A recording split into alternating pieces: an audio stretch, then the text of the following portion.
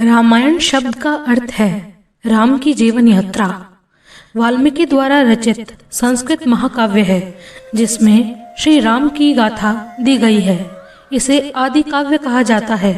इसके रचयिता महर्षि वाल्मीकि को आदि कवि कहा जाता है। संस्कृत साहित्य परंपरा में रामायण और महाभारत को इतिहास कहा जाता है। दोनों सनातन संस्कृति के सबसे प्रसिद्ध और लोकप्रिय ग्रंथ हैं। रामायण में 7 अध्याय हैं जो कांड के नाम से जाने जाते हैं। इनमें कुल 24,000 श्लोक हैं। 7वां उत्तरकांड प्रक्षिप्त है। तत्व मार्तंड में उत्तरकांड को प्रक्षिप्त माना गया है, यानी उसे बाद में जोड़ा गया है। रामायण का समय त्रेता युग है। गोवर्धन पीठ के शंकराचार्य श्री निश्चलानंद सरस्वती प्रभृति संतों के अनुसार श्री राम अवतार श्वेत वराह कल्प के 7वें वैवस्वत मनवंतर के 24वें त्रेता युग में हुआ था। उसके अनुसार श्री रामचंद्र जी का काल लगभग 2.25 करोड़ वर्ष पूर्व का है। इसके संदर्भ में विचार पीयूष, भूषुंडी रामायण, पद्म पुराण, हरिवंश पुराण, वायु पुराण, संजीवनी रामायण और पुराणों में इसका प्रमाण दिया जाता है। शास्त्रों के अनुसार भगवान राम विष्णु के अवतार थे। इस अवतार का उद्देश्य मृत्युलोक में मानव जाति को आदर्श जीवन जीने के लिए मार्गदर्शन देना था। अतः राम ने राक्षसों के राजा रावण का वध किया और धर्म की पुनर्स्थापना की। रामायण में 7 कांड है। बालकांड, अयोध्या कांड, अरण्य कांड, सुंदर कांड, किष्किंधा कांड, लंका कांड और बाद में जोड़ा गया उत्तरकांड। बालकांड। जम्मू द्वीप, भरतखंड, भारतवर्ष, आर्यव्रत, सरयू नदी के तट के किनारे कौशल नाम का एक विशाल राज्य था जिसकी राजधानी अयोध्या नगरी थी। अयोध्या नगरी में दशरथ नाम के राजा हुए जिनकी कौशल्या, कैकई, सुमित्रा नाम की 3 पत्नियां थीं। संतान प्राप्ति हेतु अयोध्यापति दशरथ ने अपने गुरु श्री वशिष्ठ की आज्ञा से पुत्र कामेष्टि यज्ञ करवाया, जिसे शृंगी ऋषि ने संपन्न किया। भक्तिपूर्ण आहुतियां पाकर अग्निदेव प्रसन्न हुए। उन्होंने स्वयं प्रकट होकर राजा दशरथ को हविष पात्र यानी खीर या पायस दिया, जिसे उन्होंने अपनी 3 पत्नियों में बांट दिया। खीर के सेवन के परिणाम स्वरूप कौशल्या के गर्भ से राम का, कैकई के गर्भ से भरत का और सुमित्रा के गर्भ से लक्ष्मण और शत्रुघ्न का जन्म हुआ। राजकुमारों के बड़े होने पर आश्रम की राक्षसों से रक्षा हेतु ऋषि विश्वामित्र राजा दशरथ से राम और लक्ष्मण को मांगकर अपने साथ ले गए। राम ने ताड़का और सुबाहु जैसे राक्षसों को मार डाला। मारीच को बिना फल के बाण के मारकर समुद्र के पार भेज दिया। उधर लक्ष्मण ने राक्षसों की सारी सेना का संहार कर डाला। धनुष यज्ञ हेतु जनक के निमंत्रण मिलने पर विश्वामित्र राम और लक्ष्मण के साथ उनकी नगरी मिथिला यानी जनकपुर आ गए। रास्ते में राम ने गौतम मुनि की पत्नी अहिल्या का उद्धार किया। मिथिला में आकर जब राम ने शिव धनुष को देखकर उठाने का प्रयत्न किया तो वह बीच से टूट गया और जनक की प्रतिज्ञा के अनुसार सीता से राम का विवाह हो गया। राम और सीता के विवाह के साथ ही गुरु वशिष्ठ ने भरत का मांडवी से, लक्ष्मण का उर्मिला से और शत्रुघ्न का शूटकृति से विवाह करवा दिया। अयोध्या कांड। राम के विवाह के कुछ समय पश्चात राजा दशरथ ने राम का राज्य अभिषेक करना चाहा। तब मंथरा, जो कैकई की दासी थी, उसने कैकई की बुद्धि को भ्रमित कर दिया। मंथरा की सलाह से कैकई कोप भवन में चली गई। दशरथ जब मनाने आए तो कैकई ने उनसे वरदान मांगा कि भरत को राजा बनाया जाए, राम को 14 वर्ष के वनवास पर भेज दिया जाए। राम के साथ सीता और लक्ष्मण भी वन को चले गए। श्रृंगवेरपुर में निषाद राजगुह ने तीनों की बहुत सेवा की। कुछ आनाकानी करने के बाद केवट ने तीनों को गंगा नदी के पार उतारा। प्रयाग पहुंचकर राम ने भारद्वाज मुनि से भेंट की। वहां से राम यमुना स्नान करते हुए वाल्मीकि ऋषि के आश्रम पहुँचे। वाल्मीकि से हुई मंत्रणा के अनुसार राम, सीता और लक्ष्मण चित्रकूट में निवास करने लगे। अयोध्या में पुत्र वियोग के कारण राजा दशरथ का स्वर्गवास हो गया। वशिष्ठ ने भरत और शत्रुघ्न को उनके ननिहाल से बुला लिया। वापस आने पर भरत ने अपनी माता कैकेयी की उनकी कुटिलता के लिए बहुत निंदा की और गुरुजनों की आज्ञा अनुसार दशरथ की अंत्येष्टि क्रिया कर दी। भरत ने अयोध्या के राज को अस्वीकार कर दिया और राम को मनाकर वापस लाने के लिए समस्त स्नेही जनों के साथ चित्रकूट को चल दिए। कैकेयी ने भी अपने किए पर बहुत पश्चाताप किया।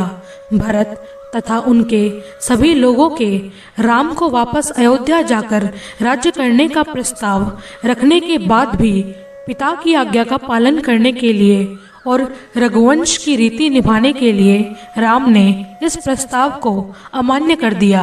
भरत अपने स्नेही जनों के साथ राम की चरण पादुका को साथ लेकर अयोध्या आ गए। उन्होंने राम की पादुका को राज सिंहासन पर विराजित किया और स्वयं नंदी ग्राम में एक साधु की तरह वनवासी की तरह निवास करने लगे। अरण्यकांड। कुछ काल के पश्चात राम ने चित्रकूट से प्रस्थान किया। वे अत्रि ऋषि के आश्रम पहुँचे। अत्रि ने राम की स्तुति की और उनकी पत्नी अनुसुईया ने सीता को पतिव्रत धर्म का मर्म समझाया। फिर वहां से राम ने आगे प्रस्थान किया और शरभंग मुनि से भेंट की। शरभंग मुनि केवल राम के दर्शन की कामना से ही वहां निवास कर रहे थे। अतः राम के दर्शनों की अपनी अभिलाषा के पूर्ण होते ही उन्होंने अपनी योगाग्नि द्वारा अपने शरीर को भस्म कर डाला और ब्रह्मलोक को गमन किया। आगे बढ़ने पर राम को स्थान स्थान पर हड्डियों के ढेर दिखाई पड़े, जिनके विषय में मुनियों ने राम को बताया कि राक्षसों ने अनेक मुनियों को खाकर उनकी हड्डियां यहाँ छोड़ दी हैं और ये उन्हीं मुनियों की हड्डियां हैं। इस पर राम ने प्रतिज्ञा की कि वे समस्त राक्षसों का वध करके पृथ्वी को राक्षस विहीन कर देंगे। राम आगे बढ़े और पथ में उन्होंने सुतीक्षण, अगस्त्य आदि ऋषियों से भेंट की। दंडक वन में प्रवेश किया, जहाँ पर उनकी मुलाकात जटायु से हुई। राम ने वहाँ पर पंचवटी को अपना निवास स्थान बनाया। पंचवटी में रावण की बहन शूर्पणखा ने आकर राम से प्रणय निवेदन किया। राम ने यह कहकर कि वे अपनी पत्नी के साथ हैं उसे वहां से भेज दिया। उसने कुछ दूर पहुंचकर लक्ष्मण को उतना ही सुंदर पाया तो उसने लक्ष्मण से प्रणय निवेदन किया। लक्ष्मण ने उसके प्रणय निवेदन को अस्वीकार करते हुए उसे शत्रु की बहन जानकर उसके नाक और कान काट दिए। शूर्पणखा ने खरदूषण से सहायता मांगी कि वह अपनी सेना के साथ लड़ने को आए। खरदूषण वहां अपनी सेना के साथ लड़ने को आ गया। लड़ाई में राम ने खरदूषण और उसकी सेना का संहार कर डाला। शूर्पणखा ने जाकर अपने भाई रावण को सारा वृतांत सुनाया, उससे शिकायत की। रावण ने बदला लेने के लिए मारीच को स्वर्ण मृग बनाकर वहां भेजा, जिसकी छाल की मांग सीता ने राम से की। लक्ष्मण को सीता की रक्षा की आज्ञा देकर राम स्वर्ण मृग रूपी मारीच को मारने के लिए उसके पीछे चल दिए। मारीच राम के हाथों मारा गया। मरते मरते मारीच ने राम की आवाज बनाकर हे लक्ष्मण का क्रंदन किया, जिसे सुन सीता जी ने आशंकावश होकर लक्ष्मण को राम के पास सहायता के लिए भेजा। लक्ष्मण के जाने के बाद सीता अकेली रह गई, जिसे रावण ने छल पूर्वक हर लिया और अपने साथ लंका ले जाने लगा। रास्ते में जटायु ने सीता को बचाने के लिए रावण से युद्ध किया। रावण ने तलवार के प्रहार से उसे अधमरा कर दिया। सीता को न पाकर राम अत्यंत दुखी हुए और विलाप करने लगे। रास्ते में जटायु से भेंट होने पर उसने राम को रावण के द्वारा अपनी दुर्दशा होने व सीता को हर कर दक्षिण दिशा की ओर ले जाने की बात बताई। ये सब बातें बताने के बाद जटायु ने अपने प्राण त्याग दिए और राम ने उसका विधि विधान से अंतिम संस्कार किया। अंतिम संस्कार करके सीता की खोज में राम सघन वन के भीतर आगे बढ़े। रास्ते में राम ने दुर्वासा के श्राप के कारण राक्षस बने गंधर्व कबंध का वध करके उसका उद्धार किया और शबरी के आश्रम में जा पहुँचे, जहाँ पर उनके द्वारा दिए गए झूठे बेरों को उनकी भक्तिवश होकर राम ने खाया। इस प्रकार राम सीता की खोज में सघन वन के अंदर आगे बढ़ते रहे। किष्किंधा कांड। राम ऋष्यमुख पर्वत के निकट आ गए। उस पर्वत पर अपने मंत्रियों सहित सुग्रीव वानर रहते थे। सुग्रीव ने इस आशंका में कि कहीं बाली ने उसे मारने के लिए इन दोनों वीरों को न भेजा हो, हनुमान को राम और लक्ष्मण के पास इस विषय में जानकारी लेने के लिए ब्राह्मण का स्वरूप बनाकर जाने को कहा। ये जानने के बाद कि उन्हें बाली ने नहीं भेजा है, हनुमान ने राम और सुग्रीव में मित्रता करवा दी। सुग्रीव ने राम को सांत्वना दी कि जानकी जी मिल जाएंगी और उन्हें खोजने में वह सहायता देगा। सुग्रीव ने अपने भाई बाली द्वारा अपने ऊपर किए गए अत्याचारों के विषय में राम को बताया। राम ने बाली का वध कर सुग्रीव को किष्किंधा का राजा तथा बाली के पुत्र अंगद को युवराज बना दिया। राज्य प्राप्ति के बाद सुग्रीव विलास में लिप्त हो गया। वर्षा तथा शरद ऋतु व्यतीत हो गए। राम की नाराजगी पर सुग्रीव ने वानरों को सीता की खोज में भेजा। सीता की खोज में गए वानरों को एक गुफा में एक तपस्विनी के दर्शन हुए। तपस्विनी ने खोज दल को योग शक्ति से समुद्र तट पर पहुंचा दिया, जहां उनकी भेंट संपाति से हुई। संपाति ने वानरों को बताया कि रावण ने सीता को लंका की अशोक वाटिका में रखा है। जामवंत ने हनुमान जी को समुद्र लांघने के लिए उत्साहित किया। सुंदर कांड। हनुमान ने लंका की ओर प्रस्थान किया। सुरसा ने हनुमान की परीक्षा ली और उन्हें योग्य और सामर्थ्यवान पाकर आशीर्वाद दिया। मार्ग में हनुमान ने छाया पकड़ने वाली राक्षसी का वध किया और लंकिनी पर प्रहार करके लंका में प्रवेश किया। उनकी विभीषण से भेंट हुई। जब हनुमान अशोक वाटिका में पहुंचे तो रावण सीता को धमका रहा था। रावण के जाने पर त्रिजटा राक्षसी ने सीता को सांत्वना दी। एकांत होने पर हनुमान जी ने सीता माता से भेंट करके उन्हें श्री राम की मुद्रिका दी। हनुमान ने अशोक वाटिका का विध्वंस किया। रावण के पुत्र अक्षय कुमार का वध कर दिया। मेघनाथ हनुमान को नागपाश में बांधकर रावण के पास ले गया। रावण के प्रश्न के उत्तर में हनुमान ने अपना परिचय रामदूत के रूप में दिया। रावण ने हनुमान की पूंछ को तेल में डुबोकर कपड़ा बांधकर आग लगा दी, जिससे हनुमान जी ने लंका का ही दहन कर दिया। हनुमान जी फिर से माता सीता के पास पहुंचे। सीता ने अपनी चूड़ामणि देकर उन्हें विदा किया। वे वापस समुद्र पार आकर सभी वानरों से मिले और उनके साथ श्री राम और सुग्रीव के पास पहुंचे। हनुमान के कार्य से राम अत्यंत प्रसन्न हुए। राम वानरों की सेना को साथ लेकर समुद्र तट पर पहुंचे। उधर विभीषण ने रावण को समझाया कि राम से बैर न ले। इस पर रावण ने विभीषण को अपमानित कर लंका से निकाल दिया। विभीषण राम की शरण में आ गए और उनसे मित्रता की। राम ने समुद्र से रास्ता देने की विनती की। विनती न मानने पर राम ने क्रोध किया। उनके क्रोध से भयभीत होकर समुद्र ने स्वयं आकर राम की विनती करने के पश्चात नल और नील द्वारा उन्हें पुल बनाने का उपाय बताया। लंका कांड या युद्ध कांड।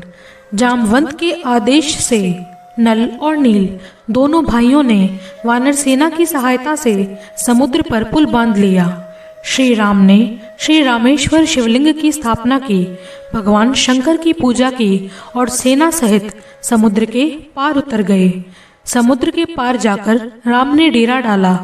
पुल बंध जाने और राम के समुद्र पार उतर आने के समाचार ने रावण के मन को अत्यंत व्याकुल किया। मंदोदरी के राम से बैर न लेने के लिए समझाने पर भी रावण का अहंकार नहीं गया। उधर राम अपनी वानर सेना के साथ मेरु पर्वत पर निवास करने लगे। अंगद रामदूत बनकर लंका में रावण के पास गए और उन्हें राम की शरण में आने का संदेश दिया, लेकिन अहंकार से भरा हुआ रावण नहीं माना। शांति के सारे प्रयास असफल हो जाने पर युद्ध आरंभ हो गया। लक्ष्मण और मेघनाथ में घोर युद्ध हुआ। शक्ति बाण के वार से लक्ष्मण मूर्छित हो गए। उनके उपचार के लिए हनुमान जी लंका से सुषेण वैद्य को ले आए और संजीवनी लाने को चल दिए। गुप्तचर से समाचार मिलने पर रावण ने हनुमान के कार्य में बाधा डालने के लिए काल नेमी नामक राक्षस को भेजा, जिसका हनुमान जी ने वध कर दिया। औषधि की पहचान न होने पर हनुमान पूरे पर्वत को ही उठाकर वापस चल दिए। मार्ग में हनुमान को राक्षस होने के संदेह से भरत ने बाण मारकर मूर्छित कर दिया, परंतु यथार्थ जानने पर अपने ही बाण पर बैठाकर उन्हें वापस लंका भेज दिया। इधर औषधि आने में विलंब देखकर राम प्रलाप करने लगे। सही समय पर हनुमान जी औषधि ले आए और सुषेण के उपचार से लक्ष्मण स्वस्थ हो गए। रावण ने युद्ध के लिए कुंभकर्ण को जगाया। कुंभकर्ण ने भी रावण को राम की शरण में जाने के लिए असफल मंत्रणा दी। युद्ध में कुंभकर्ण ने राम के हाथों परम गति को पाया। लक्ष्मण ने मेघनाथ से युद्ध करके उसका भी वध कर दिया। राम और रावण के मध्य अनेकों घोर युद्ध हुए। अंत में रावण राम के हाथों मारा गया। विभीषण को लंका का राजा बनाकर सीता, राम और लक्ष्मण पुष्पक विमान कर चढ़कर अयोध्या को चल दिए। उत्तरकांड राम कथा का एक उपसंहार है। सीता, लक्ष्मण और समस्त वानर सेना के साथ राम वापस अयोध्या पहुंचे। राम का भव्य स्वागत हुआ। भरत के साथ सर्वजनों में आनंद व्याप्त हो गया। वेदों और शिव की स्तुति द्वारा राम का राज्याभिषेक हुआ। अभ्यगतों को विदाई दी गई। राम ने प्रजा को उपदेश दिया। प्रजा ने कृतज्ञता को प्रकट किया। चारों भाइयों के 2-2 पुत्र हुए। राम राज्य एक आदर्श राज्य बन गया। उपरोक्त बातों के साथ ही गोस्वामी तुलसीदास जी ने उत्तरकांड में श्री राम और ऋषि वशिष्ठ का संवाद, नारद जी का अयोध्या आकर रामचंद्र की स्तुति करना, शिव पार्वती संवाद, गरुड़ मोह तथा गरुड़ जी का काक भुषुंडी जी के राम कथा एवं राम महिमा को सुनना, काक भुषुंडी जी का पूर्व जन्म की कथा, ज्ञान भक्ति निरूपण, ज्ञान दीपक, भक्ति की महान महिमा, गरुड़ के 7 प्रश्न, काक भुषुंडी जी के उत्तर आदि विषयों में विस्तृत वर्णन किया है। जहाँ तुलसीदास जी ने उपरोक्त वर्णन लिखकर रामचरितमानस को समाप्त कर दिया, वहीं आदि कवि वाल्मीकि ने अपनी रामायण के उत्तरकांड में रावण तथा हनुमान के जन्म की कथा, सीता का निर्वासन, राजा नृग, राजा निमि, राजा ययाति और राम राज्य में कुत्ते के न्याय की उपकथाओं को शामिल किया। लवकुश का जन्म, राम के द्वारा अश्वमेघ यज्ञ का अनुष्ठान, उस यज्ञ के उन दोनों पुत्रों लव और कुश के द्वारा महाकवि वाल्मीकि रचित रामायण का गायन, सीता का रसातल प्रवेश, लक्ष्मण का परित्याग, इन सभी का वर्णन है। वाल्मीकि की रामायण में उत्तरकांड का समापन राम के महाप्रयाण के बाद ही हुआ। उत्तरकांड को लेकर कई तरह के विवाद है। ऐसा माना जाता है कि उत्तरकांड मूल वाल्मीकि रामायण का हिस्सा नहीं है। इसमें कई कहानियां हैं जो बाद में जोड़ी गई हैं। उत्तरकांड मूल रामायण का हिस्सा नहीं है, इसे लेकर कई विद्वान एक मत है। अब हम आगे आने वाले वीडियो में रामायण की और अधिक जानकारियां जानेंगे। धन्यवाद।